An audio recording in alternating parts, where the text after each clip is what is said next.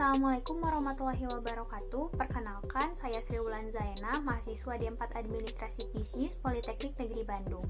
Pada kesempatan kali ini, aku akan mereview buku Better Than Before lagi, karangan Gretchen Rubin, namun di topik yang kedua, yaitu waktu terbaik untuk memulai. Ya, di sini saya mengambil cukup untuk dimulai atau langkah pertama. Yang menyelamatkan seseorang adalah mengambil langkah. Langkah selanjutnya itu selalu merupakan langkah yang sama, tetapi kita harus mengambilnya. Ya, itu yang dikatakan Anthony pada subbab topik ini di awal pada saat saya melihatnya. Dan beberapa strategi pembukaan kebiasaan sudah familiar dan jelas. Sering kita dengar seperti pemantauan atau penjadwalan. Namun di sini Gretchen bilang, tapi yang lain membutuhkan lebih banyak waktu untuk ia mengerti. Sewaktu dia mempelajari kebiasaan, dia itu perlahan menyadari betapa pentingnya waktu permulaan. Nah, di sini tuh langkah terpenting adalah langkah pertama.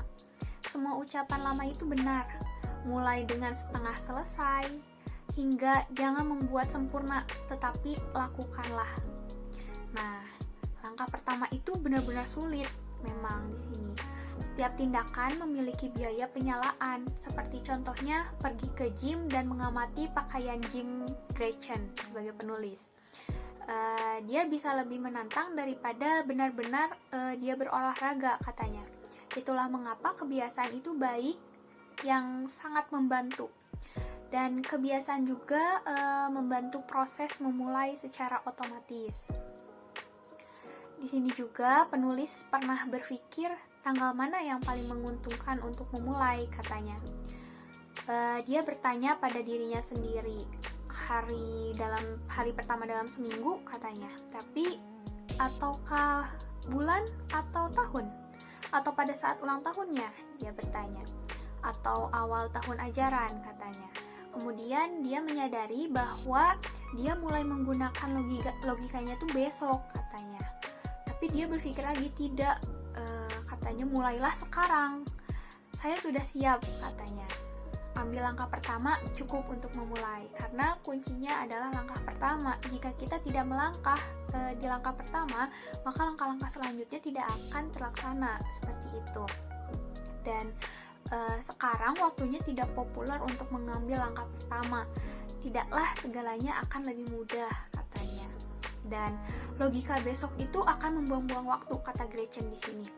Dan juga kemungkinan kita tidak akan menyangkal bahwa tindakan kita ini bertentangan dengan niat kita, katanya.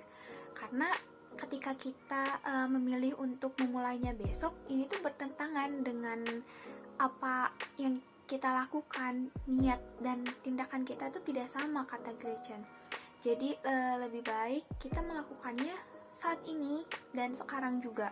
Bila kita melakukannya besok, lusa atau seterusnya, seperti bab kemarin yang sudah saya bahas, itu termasuk ke dalam penundaan dan tidak baik, itu akan menghambat segala kegiatan kita.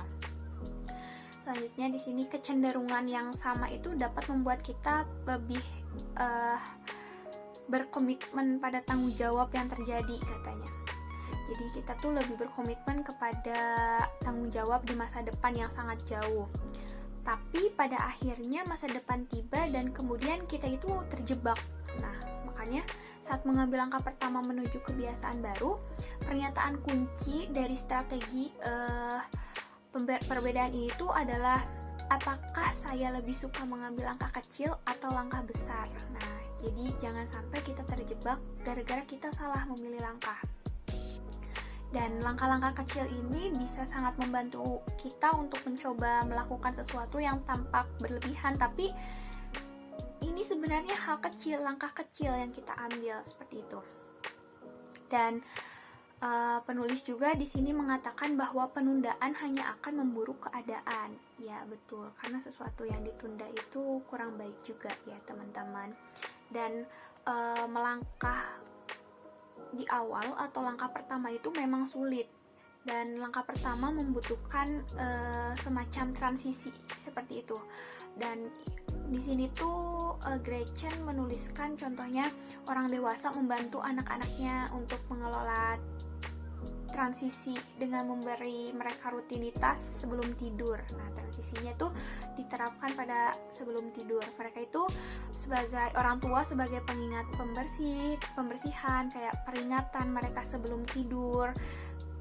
Seperti mereka harus tidur kapan, pukul berapa, dan kita bisa mengatakan seperti 5 menit lagi, seperti itu mungkin kurang lebihnya. Dan tapi kita orang dewasa itu sering berharap diri kita sendiri dengan mudah berpindah dari suatu aktivitas ke aktivitas berikutnya. Dan ya, di sini juga penulis menghentikan momentum tuh menimbulkan rasa bersalah katanya. Membuat kita merasa tidak enak karena kehilangan tempat, dan menghentikan kebiasaan itu sehingga kebutuhan untuk mengambil keputusan kembali membuat dia mengeluarkan energi dan seringkali mengakibatkan pengambilan keputusan yang buruk. Nah, ini kata Gretchen. Dan juga faktanya di sini adalah sementara beberapa kebiasaan itu hampir tidak bisa dipatahkan katanya. Beberapa kebiasaan tetap rapuh bahkan setelah bertahun-tahun, seperti itu. Kita harus waspada terhadap apapun yang melemahkan kita gitu, kebiasaan yang berharga, dan setiap mata rantai tambahan itu bakal memperkuat kebiasaan. Di setiap putusnya rantai menandai titik pemberhentian yang potensial katanya.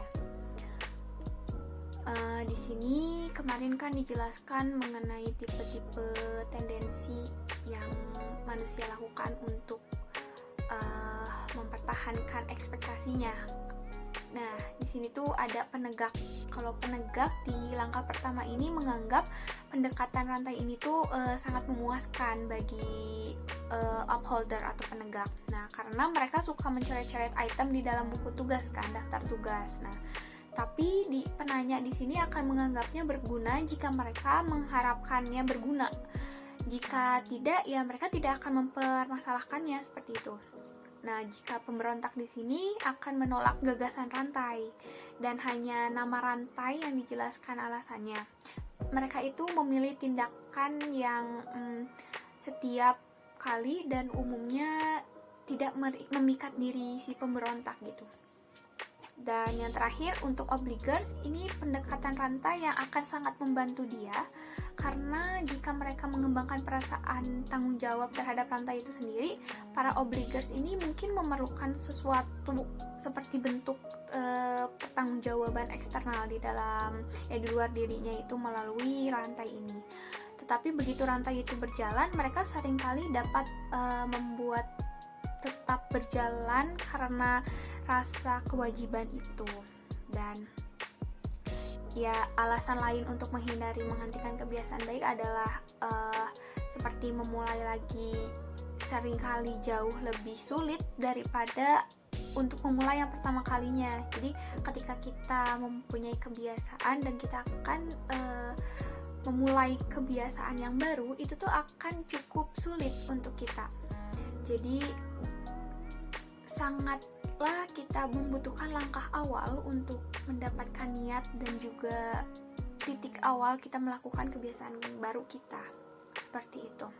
Dan kita itu wajar untuk berpikir seperti contoh, oh saya melakukan ini sebelumnya, akan mudah saya untuk melakukannya lagi.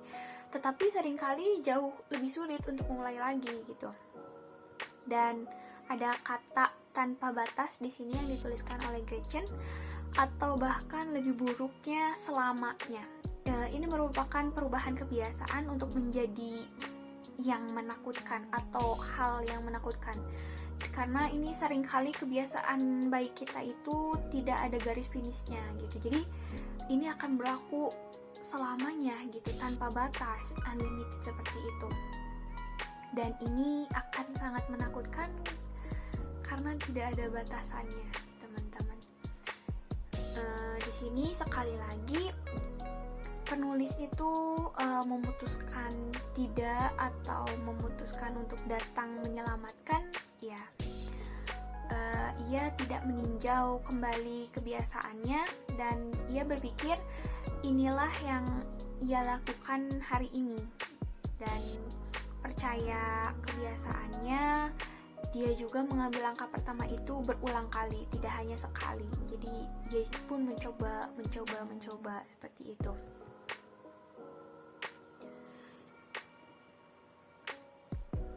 Ya, jadi itu merupakan langkah pertama, titik awal untuk kita melakukan kebiasaan baru kita kembali. Namun dapat kita simpulkan bahwa